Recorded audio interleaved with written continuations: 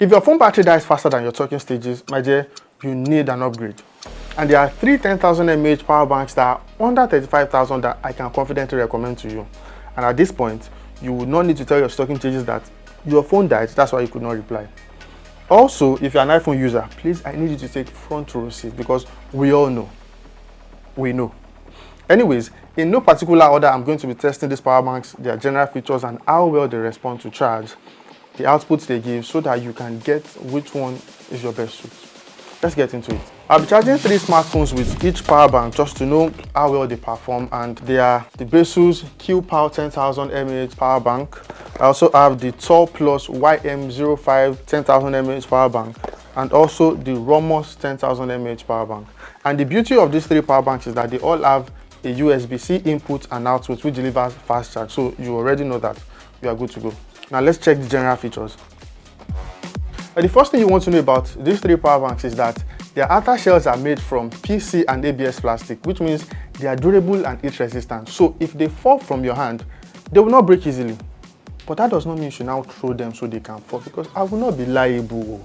I'm very sorry and I apologize. They also have polymer lithium batteries, which is pretty much the standard, but also worth mentioning because it makes them lightweight and easy to carry around. Honestly, they feel almost the same weight as your mobile phone. Anyways, let's look into the Baseus Qpow Pro 10,000 mAh power bank. This power bank comes with a digital display and a Type-C input and output port, which is sort of my highlight for this power bank. Now, I'll tell you why it is my highlight in a minute. Now, charging this power bank, there are 2 different ways that you can charge it. You have the lightning port, which is your iPhone cable, or the Type-C input, which delivers about 10 to 18 watts. Now, how fast it charges depends on the adapter you are using. So I have a video on charger specs that will be coming up shortly, so let me know how soon you want it to be released in the comment section. Moving on to charging your devices. This power bank has 3 output options. Number 1 is the Type-C output, which is also the same as your Type-C input. So you can use it to charge the power bank and use that same port to charge your devices. Number 2 is your standard USB port.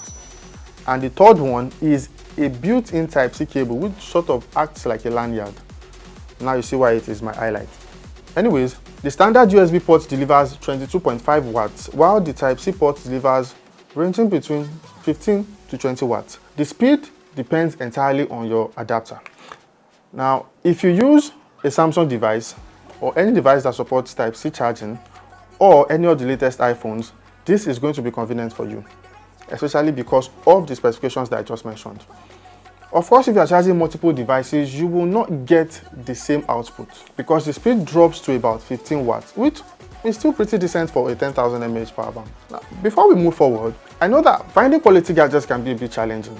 Even if I recommend the best budget power bank or the best budget device, you still stand the risk of getting substandard or fake ones.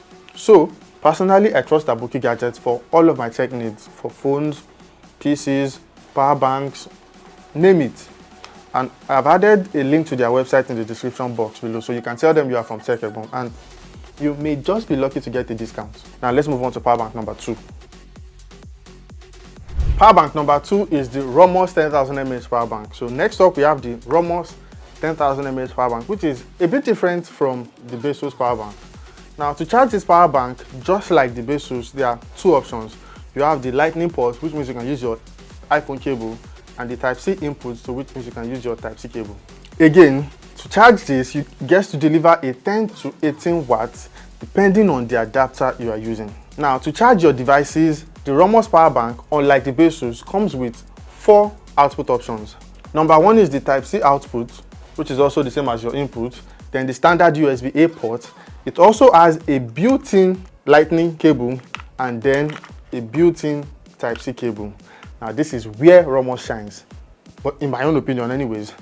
It already comes with both a lightning cable and a Type-C cable, which means you don't necessarily need to carry around extra cables. And at this point, I can tell you Romoss is winning. Now, let me know in your comment section if you feel otherwise. The charging output for the Romoss 10,000 mAh power bank ranges between 10 watts to about 22.5 watts. Yes, it is written on the body. And it also supports high wattage chargers. At this point, I can tell you Romoss already has my heart. I'm even thinking of keeping this one for myself. Anyways, last but not least, we have the Tallplus YM-05 power bank, which claims to be super duper fast, well, according to the packaging anyways. Now, to charge this power bank, the Tallplus also uses the lightning input, which means you can use your iPhone cable, and the Type-C input, which means your USB-C cable can also be used to charge it.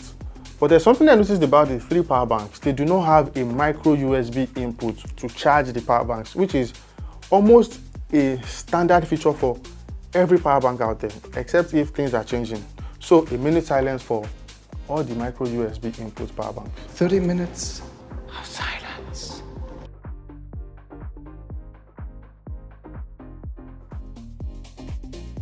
Moving on, this power bank charges at 15 to 18 watts, which is pretty much the same as the previous two power banks, although those previous two start at 10 watts. Now, to charge your devices, the Tallplus charges at 15 to 18 watts, which is lower than the Baseus and the Romoss power bank, which goes up to 22.5 watts. Now, don't get me wrong, 18 watts is okay, it's solid, but in comparison to the previous two, it's on the lower end. So is it really super duper fast like they claim? Well, we'll only know when we test it. Now let's check out the test results. So I tested each power bank by charging a smartphone for 10-15 minutes, and here are the results I got. Now, irrespective of the Tallplus power bank not being up to 22.5 watts or not delivering up to 22.5 watts capacity, it still gave me the same results as the Romoss and the Baseus, because after charging the phone for 15 minutes each, the three power banks gave just 10% increase for the 15 minutes charge. Now, what is yet to be determined is if it still needs longer time for it to charge fast, or it needs shorter time for it to charge fast, which if it needs longer time, then there's a problem. But then the three power banks delivered 10% increase for the smartphone that was charged for 15 minutes. For a 10,000 mAh power bank, it's pretty fair. At least that should charge your phone from 0 to 100 twice.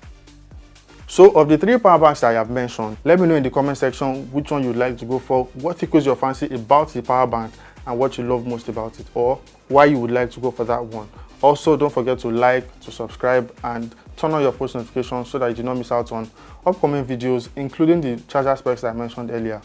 And I'll see you in the next one.